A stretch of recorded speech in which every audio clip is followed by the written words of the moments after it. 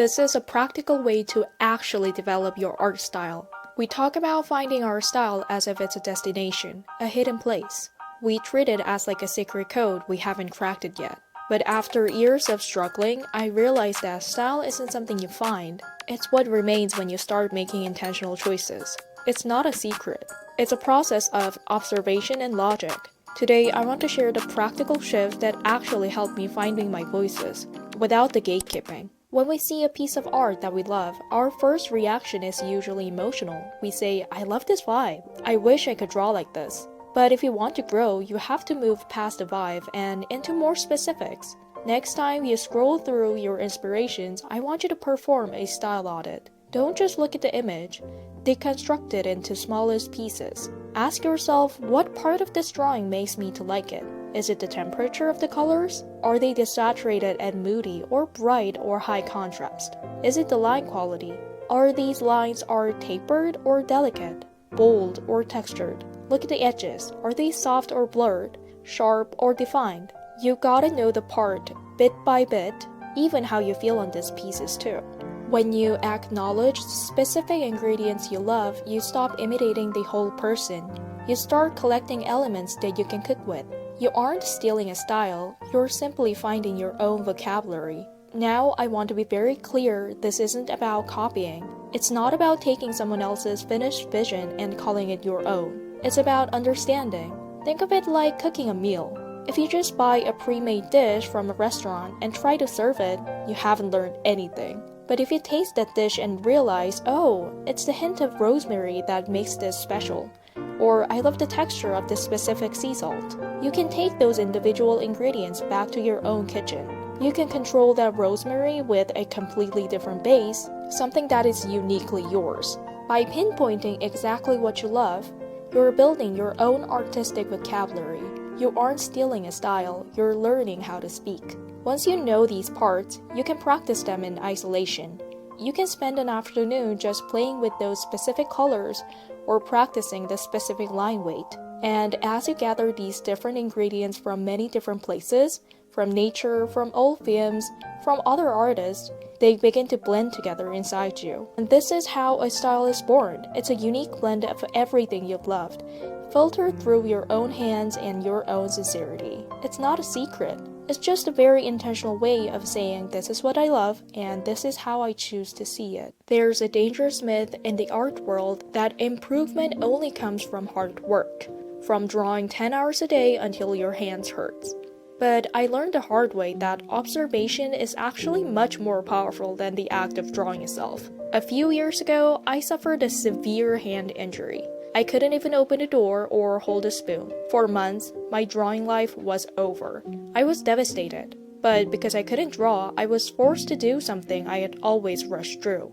I observed, I looked. I spent my days just watching and observing. Think of your brain as a computer and your hands as a printer. We often get frustrated with the printer for a bad drawing, but a printer can only output the data that the computer has processed. If you don't understand the structure of a hand or logic of the light, your hands has nothing to print. During my injury, I was upgrading my software. When my hand finally healed, the printer didn't change, but the data was better. If you feel stuck, put the pen down. Spend a week just like inputting the world.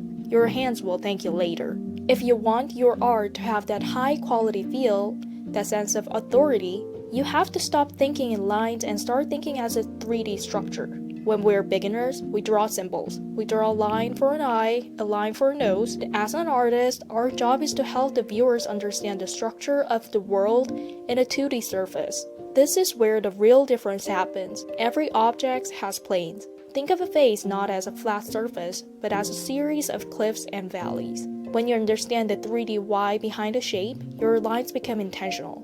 They aren't just pretty lines, they're structural ones. This thinking shift is what separates a sketch from a piece of art that feels real and nice. Don't just draw the outline of the world, understand how it works.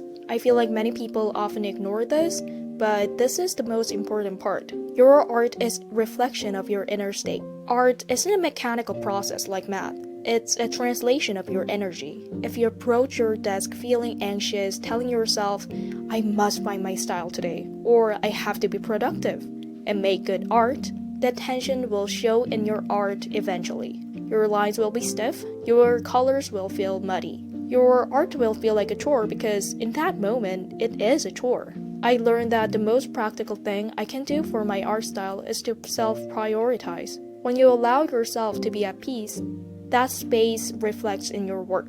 Your strokes become more fluid, your choices become more honest. Style is what remains when you're relaxed enough to stop pretending. You're not a machine, you're an artist. And your view and your world is unique and beautiful. That is what people want to see.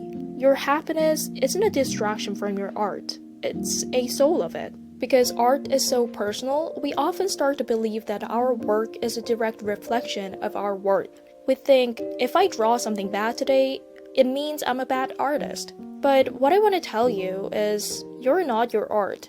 Your art is a bridge, a conversation, or a window, but it is not you. When you tie your identity to your output, you create a prism for your own creativity.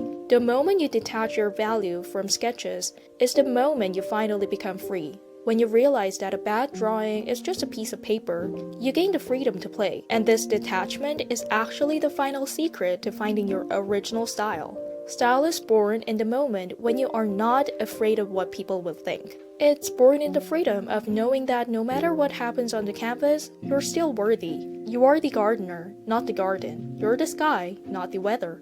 So let's practice this together. Let's move forward with curiosity instead of pressure.